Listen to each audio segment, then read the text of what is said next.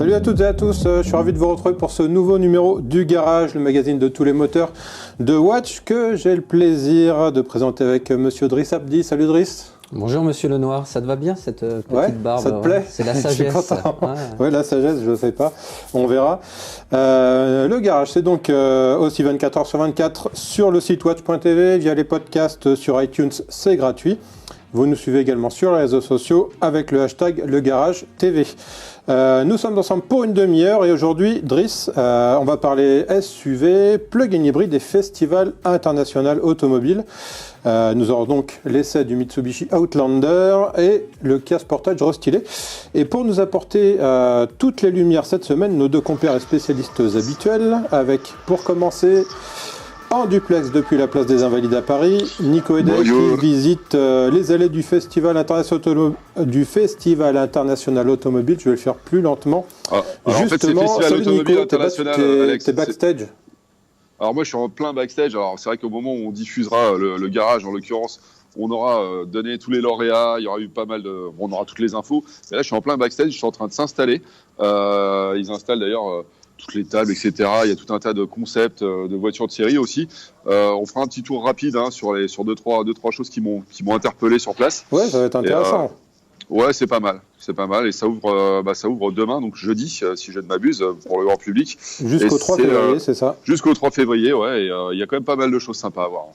Surtout quand on n'a pas eu le temps de faire tout le mondial en entier, quand on n'a pas eu accès à certains véhicules sur le mondial de l'auto à l'époque. Voilà, il y a des choses sympas à voir. Voilà, et puis en duplex également, l'homme dont les scientifiques du monde entier aimeraient s'emparer d'une mèche de cheveux. Désolé Nico, c'est pas toi. J'ai nommé Michel Holtz. Salut Michel. Salut les carrossiers, moi je suis au Festival international de la poutre apparente aujourd'hui, chez moi à la campagne. Écoute, ça fait plaisir de vous voir les amis.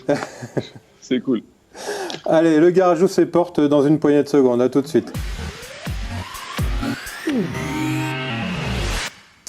Allez Nico, puisque tu es en place, on va commencer par toi. On va commencer par cette petite visite. Raconte-nous un petit peu déjà qu'est-ce qu'il y a à voir au Festival automobile international, parce que tout le monde ne sait pas ce que c'est. Hein.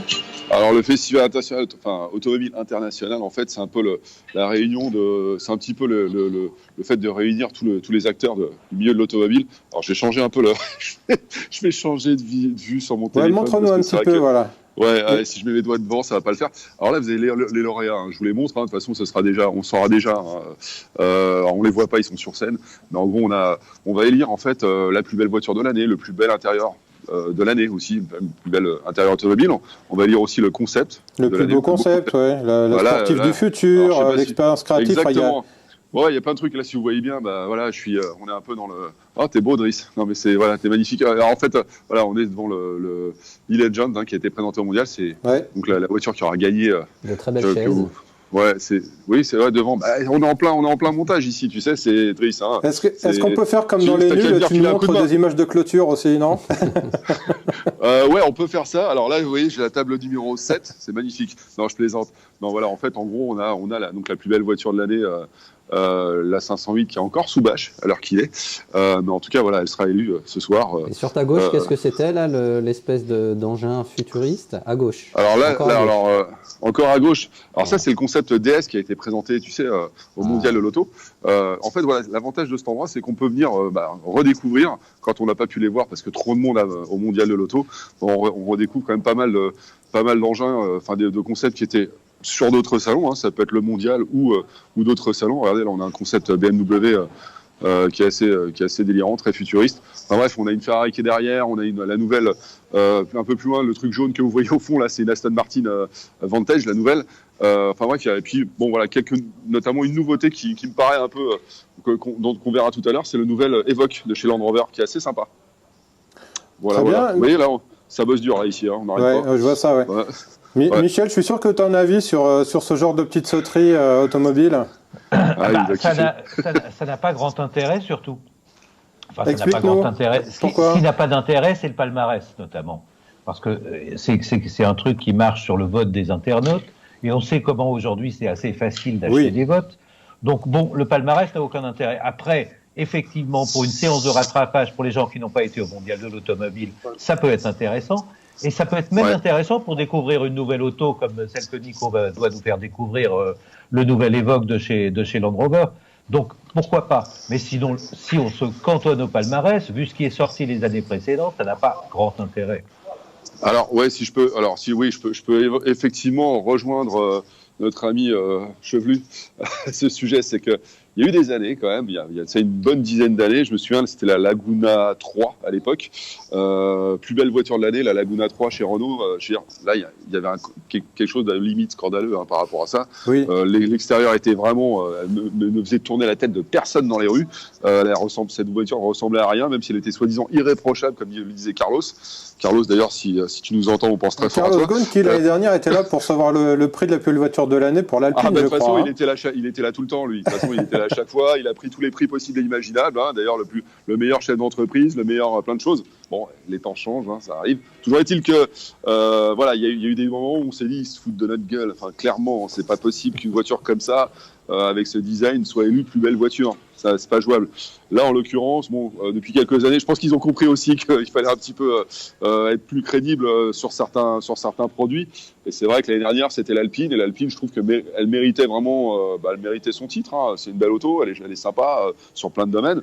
Cette année, on a une 508. Je trouve que la 508, c'est cohérent. Enfin, c'est pas déconnant par rapport aux autres candidats qui étaient en finale. Je rappelle, il y avait la Classe A, la Jeep Wrangler, la Fiat 500X restylée, la DS3 Crossback, la 508, donc la Proceed et la Range Rover Evoque. Tout à fait, ouais. Après, il y a aussi donc l'élection du plus beau concept car. En l'occurrence, là, ce qui a été le lauréat en l'occurrence, c'est l'e-Legend. Là aussi, c'est pas déconnant. Je pense que c'est quand même la star du mondial de l'auto, cette voiture. Enfin, ce concept en l'occurrence. Il annonce. C'est ouais. Donc voilà. Bon, après, ça fait Peugeot quand même, quoi. Et ouais, voilà. Ça va jaser un petit peu. Ce que je vous propose, c'est que le temps d'un petit essai, on va te laisser te mettre en place et puis pour pouvoir nous montrer l'Evoque et puis peut-être aussi un concept DB dont on verra de quoi il s'agit. Donc on va s'intéresser maintenant au Mitsubishi Outlander PHEV. PHEV comme plug-in hybride. On regarde le sujet, on se retrouve dans quelques minutes.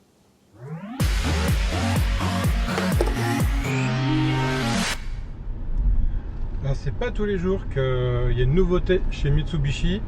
Là, c'est presque une vraie nouveauté, parce que c'est l'Outlander PHEV, nouvelle version. Philippe, salut. Salut, Alex, tu vas bien? Ouais, très bien. On essaye aujourd'hui donc cet Outlander plug-in hybride, donc de nouvelle génération. Fondamentalement, au niveau de l'esthétique, du design, etc., il n'y a pas énormément d'évolution par rapport au précédent. C'est essentiellement au niveau des technologies qu'on va trouver des différences assez intéressantes, notamment au niveau du moteur et des modes de conduite. Effectivement, il y a pas mal de modes de conduite, il y en a 4. Dans un mode sport qu'on n'a pas encore testé et un mode neige non plus. Aujourd'hui, c'est pas trop. Oui. Donc, tu parlais des 4 modes de conduite. Donc, effectivement, on a un mode tout électrique, évidemment. On peut rouler jusqu'à une 50aine de kilomètres, mais je pense assez réel en mode électrique. Peut-être un petit peu moins si on est un petit peu gourmand en énergie. Il y a différents modes d'hybridation, un mode série, un mode parallèle, et puis il y a aussi des modes de récupération plus ou moins forcés avec les palettes au volant. C'est le fameux mode B comme break, qui veut dire frein, où là, en fonction de ce qu'on va choisir, on va freiner plus ou moins fort avec la génératrice électrique qui va se transformer donc en système de frein moteur et jusqu'à freiner presque aussi fort qu'un frein normal. Oui, tout à fait. Alors c'est rigolo parce que habituellement les palettes au volant c'est plutôt pour monter et descendre des rapports. Là on a une boîte à transmission continue. Voilà, donc il n'y a pas de rapport. Il n'y a pas de rapport. Et en fait ces palettes servent, comme tu l'as dit, à choisir le mode de freinage et à l'usage c'est assez intéressant. Parce que ça permet d'anticiper en termes de conduite et de pouvoir recharger et d'avoir un freinage léger peut-être en tout début de phase de freinage et puis au fur et à mesure qu'on se rapproche de rentrer entre guillemets des pseudo-rapports et de générer plus d'électricité par ce système de freinage. C'est assez agréable en ville, hein, ce mode plug-in hybride. D'ailleurs, c'est vraiment fait pour ça. C'est là qu'on attend la voiture. Et franchement, moi, je suis pas déçu. C'est toujours un plaisir de rouler en électrique en ville. On peut ne pas être convaincu par ce type de propulsion au quotidien pour la plupart de ces trajets. Mais c'est vrai qu'en ville, c'est quand même un bonheur. Et c'est là qu'on retrouve tout l'intérêt d'un plug-in hybride comme ce PHEV. Oui, d'autant plus que même en mode électrique, on a suffisamment de puissance pour suivre la circulation. Ouais, on a C'est quasiment assez 90 chevaux, hein, donc voilà. c'est pas Alors, 85 je crois. Voilà, donc du coup, il n'y a aucune difficulté particulière à se mouvoir, pour reprendre le verbe que tu as conjugué tout à l'heure, à se mouvoir en ville avec cette D'autant moins de énergie. difficulté que comme on est en mode électrique, on a un couple instantané sur les moteurs, donc voilà, il n'y a pas cette inertie qu'on peut avoir avec un thermique. Et donc au Grand Prix des feux rouges, on est en général numéro 1, il n'y a pas de problème. Alors on va parler un petit peu de cet intérieur qui est aussi plutôt intéressant parce que on a une très très belle sellerie, cuir, molletonné, matelassé, avec des surpiqûres. Franchement à la limite, on n'attend pas forcément ça dans une japonaise, faut être clair, non pas qu'il n'y ait pas de sellerie cuir chez japonaise, mais là il y a une finition un petit peu cosy qu'on n'a pas l'habitude de trouver sur ce type de véhicule. Alors la finition est plutôt pas mal, l'ergonomie elle pêche un petit peu parce que les commandes sont implantées de manière pas forcément toujours très logique. Maintenant c'est bien fini, c'est sérieux, c'est solide, c'est plutôt confortable. On a des réglages électriques pour le siège et on a au niveau de l'équipement, bon, c'est hyper complet, siège chauffant, climatisation bien sûr, toute la connectivité moderne qu'on attend aujourd'hui, les CarPlay, Android Auto, peut-être un petit peu en retrait sur les aides à la conduite, mais moi qui aime conduire ça me gêne pas. Non plus. Voilà, mais voilà, au-delà de ça c'est très complet. Je sais pas trop ce qu'on... Alors si, c'est un 4x4 avec donc le système de transmission SAWC. On peut faire un peu de touche-main avec cette voiture et d'ailleurs on va y aller.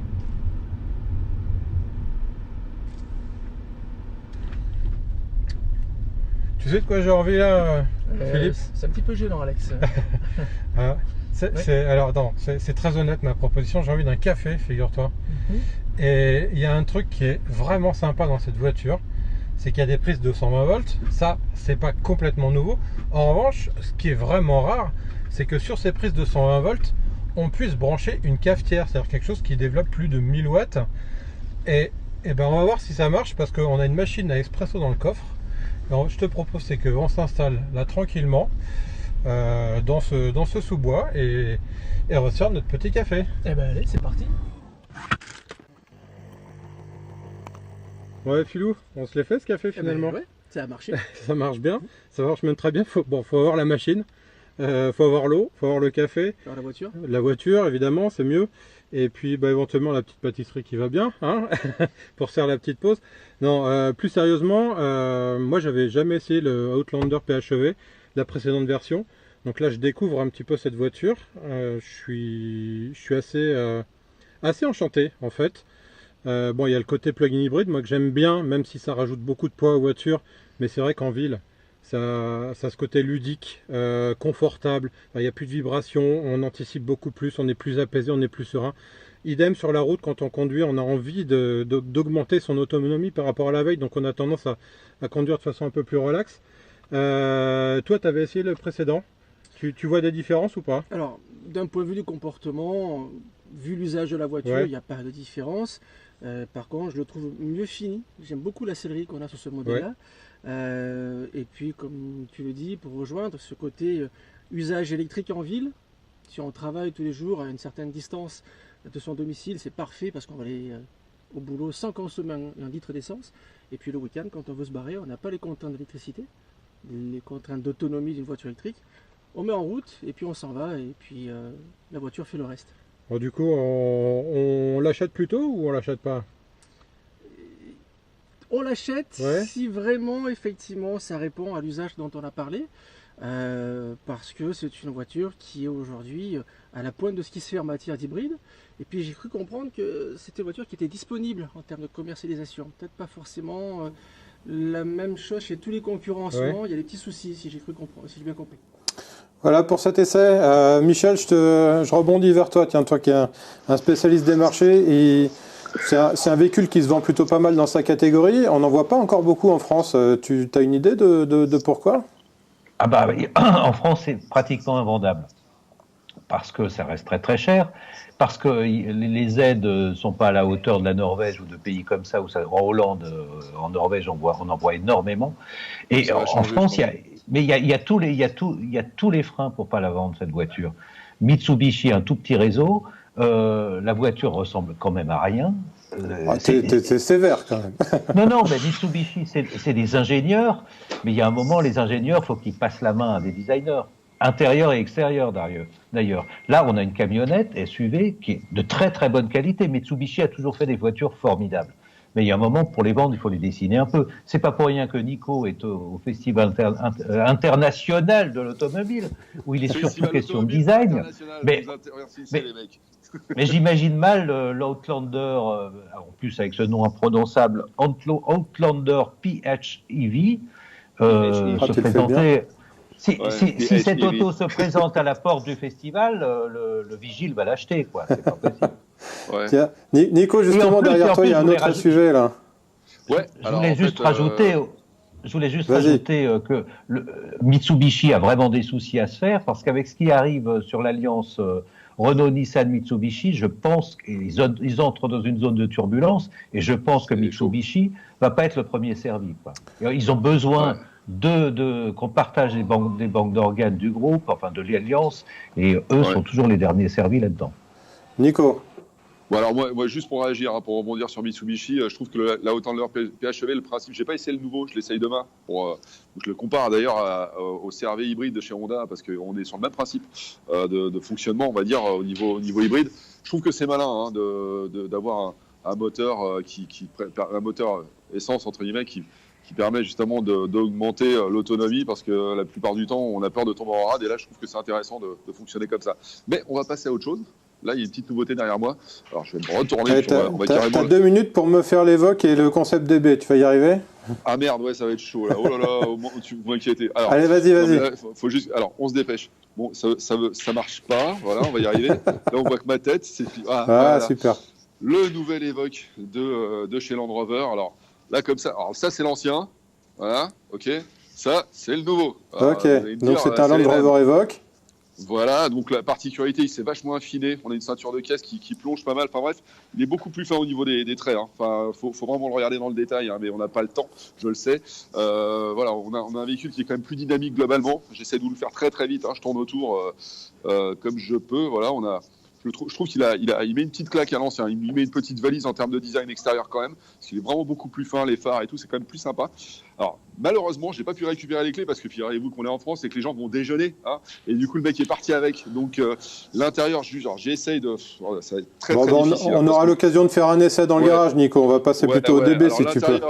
Ouais, tout à fait. Alors, je vais passer au DB. L'intérieur, juste pour rappel, on est sur un Velar, c'est-à-dire qu'on a le double écran, notamment un écran pour la clim, qui gère la clim, les sièges, etc. C'est sympa. Alors, ce qui est vachement pratique, c'est qu'en fait, le concept David Bowie, entre guillemets, il est juste à l'autre bout. Effectivement. Mais tu disais que l'Evoque ressemble au Velar, c'est vrai, jusque dans les poignées. Hein. Ils ont emprunté les poignées, les feux arrière. Les poignées et tout, on est vraiment sur le même type de véhicule. C'est un mini Velar, hein, c'est le baby Velar. Il est vraiment, pour le coup, je le trouve vraiment sympa. Alors le problème, c'est que là, ils sont en train de préparer un truc sur le concept DB. Je vais juste essayer de vous montrer. Est-ce qu'on peut voir ? Ouais, là, ils sont en train de préparer une vidéoprojection sur le véhicule. Voilà, est-ce qu'on peut le voir? Vous le voyez? Ouais, on le voit. Ouais, alors, voilà, c'est alors juste le pitch de ce véhicule. C'est une très très belle histoire. En fait, c'est le monsieur, c'est un designer japonais qui avait d'ailleurs créé le concept Gran Turismo. Takumi Yamamoto. Tout à fait. Très talentueux. Il a toujours rêvé de faire un hommage à David Bowie. Et là, on est clairement, enfin, si on regarde dans le détail, alors je peux pas trop vous montrer. Je peux y aller? Ouais, on est... Très rapidement. Hein. On est sur Vous voyez Ziggy Stardust? Ouais. On est complètement dans ce trip-là et c'est vraiment très très bien fait. C'est bourré de détails. C'est totalement asymétrique. Alors c'est ce qu'on appelle, si j'ai cru comprendre, un design paramétrique, c'est-à-dire que l'idée c'était de transformer une chanson en forme géométrique.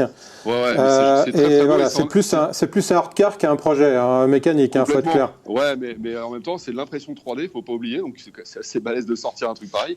Et je trouve que le travail, il y a plein de petits détails, des petites références à Bowie, il y a bien sûr l'Union Jack qui, au niveau des jantes, on le voit pas très bien, mais ouais, on le voit pas malheureusement, mais voilà, il y a l'Union Jack qui est suggéré un peu partout. Enfin, c'est vraiment étonnant. C'est un super. Je trouve que c'est une belle surprise cette réalisation sur le salon.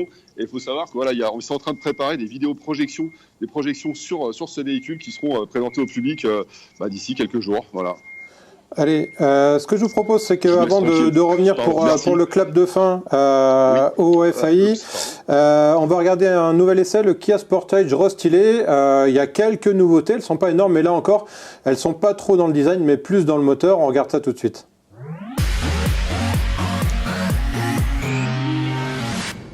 On essaye aujourd'hui la version restylée du Kia Sportage de 4e génération donc. Cette version restylée, alors le lifting, j'ai envie de dire, Jean-Christophe, bonjour. Bonjour. Le lifting est vraiment très subtil, mais alors il faut presque une loupe pour le remarquer. Hein. Oui, à vrai dire, une petite face avant légèrement modifiée, ça lui va bien, mais c'était pas nécessaire, on va dire. C'est ça. Et c'est surtout, l'occasion de changer les moteurs diesel et d'ajouter pas mal de choses différentes sur la boîte, l'hybridation légère 48 volts sur le gros moteur qui n'est pas celui-là. Ouais, effectivement, c'est une des innovations de Kia, c'est cette hybridation 48 volts. Avec 12 kW qui arrivent en renfort pendant une poignée de dizaines de secondes pour faire des économies plutôt substantielles. Ça va jusqu'à 7% comme chez Audi par exemple. Ce qui est intéressant, c'est que cette hybridation va arriver sur un 1,5 litre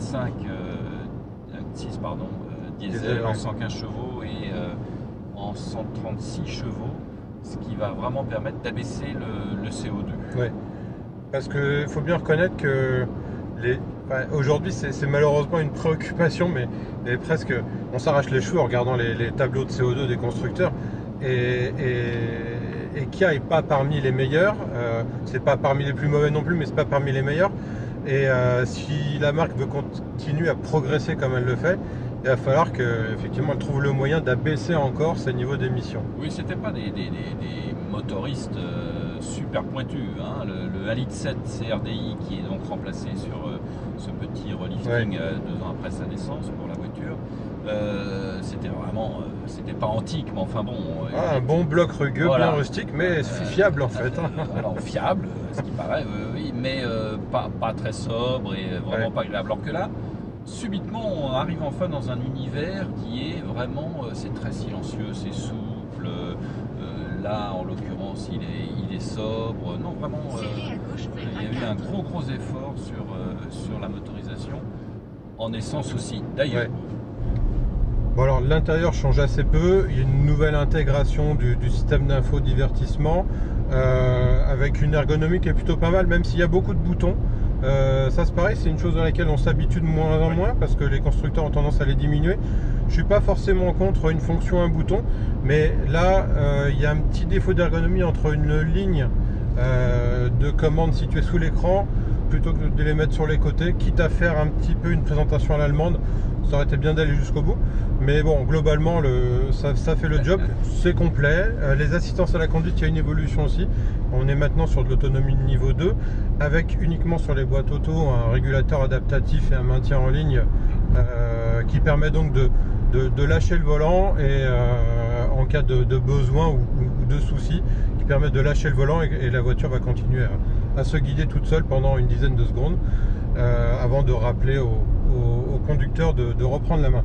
Donc je ne sais pas trop quoi ajouter parce que comme on l'a dit, c'est un lifting vraiment très subtil, pas forcément nécessaire, sauf pour les moteurs, et là il n'y a pas photo. Oui, moi je crois que c'est surtout sur les moteur qu'il faut souligner l'effort et la nouvelle génération.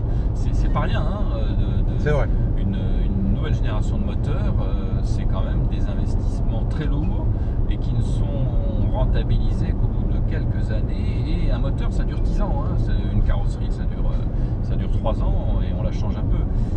Donc moi, je pense vraiment que cette nouvelle génération de moteurs est appelée à un grand avenir chez Kia, chez le frère de lait Hyundai, qui adopte aussi ces mêmes moteurs et qui en plus sont déclinés sur l'acide par exemple et qui seront déclinés sur évidemment d'autres versions. Alors on est sur une gamme qui démarre autour de 24 000 €. Elle est quasiment composée que de motorisation diesel parce que l'essence c'est un 1,6 litre atmosphérique qui se vend à 1 ou 2% du mix, et pour cause, c'est un moteur qui est un petit peu anémique. Bon, on l'achète ou on l'achète pas ce Sportage facelift de 4ème génération? Bon, on l'achète parce que d'abord il est bien positionné en prix. En plus il y a une boîte auto, une boîte double embrayage. Double embrayage 7 rapports, qui est très bien, qui lisse tout et vraiment et qui coûte pas très cher, c'est 1 000 € de plus. Donc ça vaut le coup et qui consomme moins.